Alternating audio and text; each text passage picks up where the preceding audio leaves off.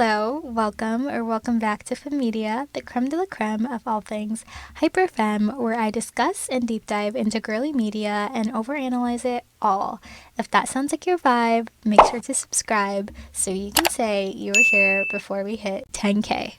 Also, one quick thing before I get into the video, I now have an Amazon storefront where I post all my fave femme finds, and as an Amazon associate, I earn from qualifying purchases, which really helps support this channel. If that piques your interest, you'll find the link below and in my channel bio. Je t'aime! Now on to today's tea.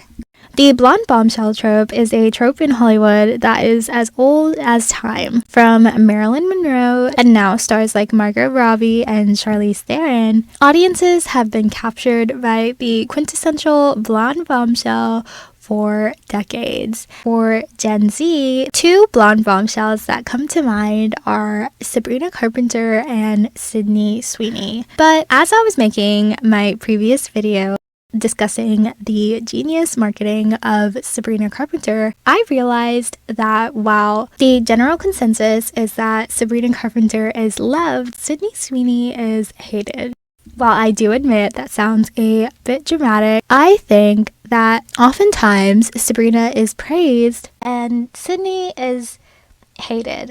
It just seems like it's really hard for her to garner favor in the court of public opinion. I think it's interesting to witness how two people who have similar images are perceived by the public in drastically different ways. Today, I wanted to discuss the main reason why I believe this is true.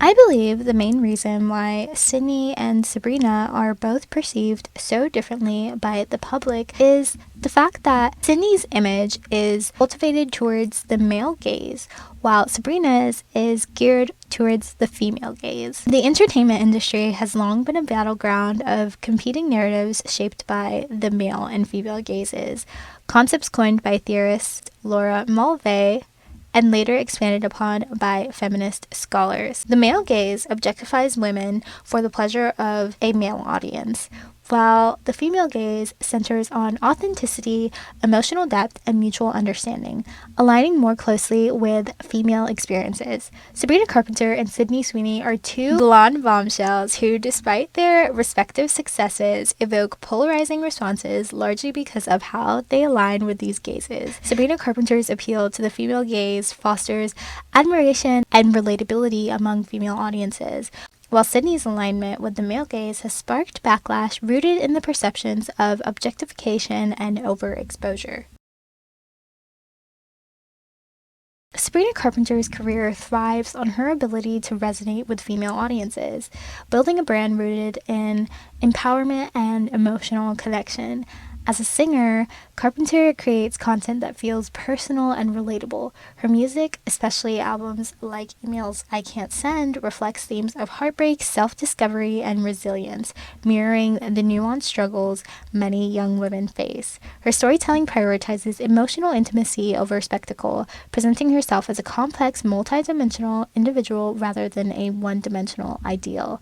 Moreover, Carpenter's public persona aligns with the female gaze through her relatability and humor. She often leans into self-deprecation, openly discussing insecurities and struggles, which humanizes her in the eyes of her predominantly female fan base.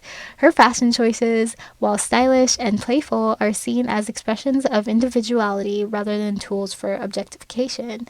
Carpenter's image invites women to see her as a peer rather than a competitor, creating a sense of solidarity that enhances her popularity.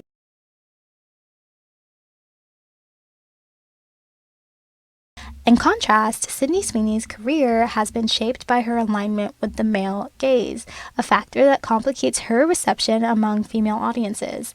Sweeney gained widespread recognition for her roles in shows like Euphoria, where her character, Cassie Howard, is often portrayed through a lens of hypersexualization.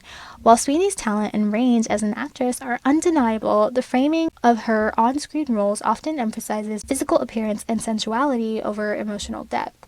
This presentation perpetuates a narrative that aligns her with male fantasy, distancing her from the authentic storytelling favored by female viewers.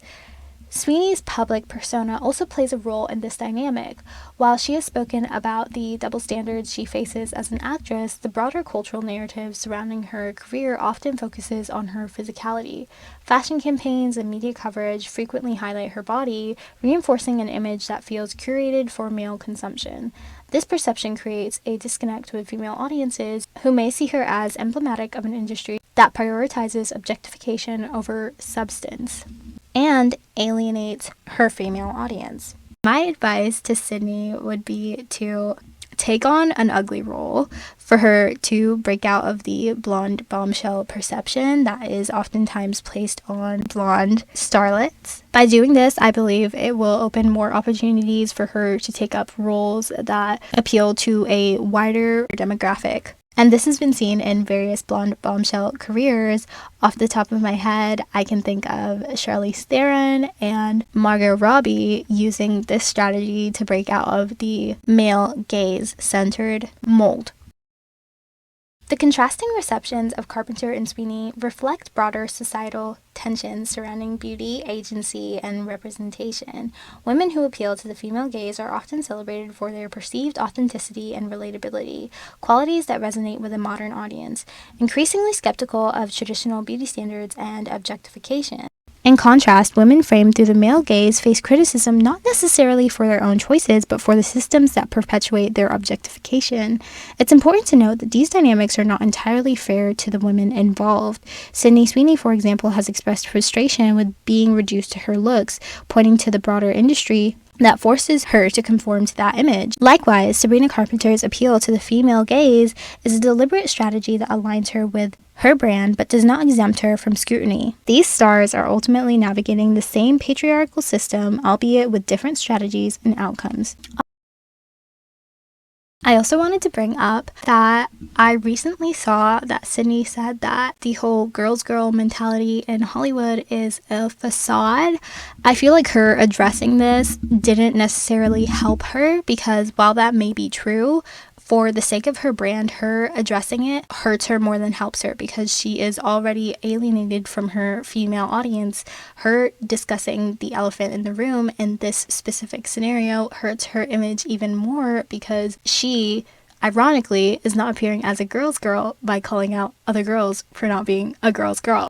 I also wanted to discuss how Sabrina is very strategic in her career and the sponsorships that she takes, a point I made in my previous video about the genius marketing of Sabrina Carpenter. While Sydney Sweeney's brand deals seem almost random because they don't necessarily have one word that could tie them all together compared to Sabrina. Audiences love Sabrina Carpenter and critique Sydney Sweeney because the former aligns with the empowering introspective ethos of the female gaze, while the latter is often framed by the objectifying tendencies of the male gaze.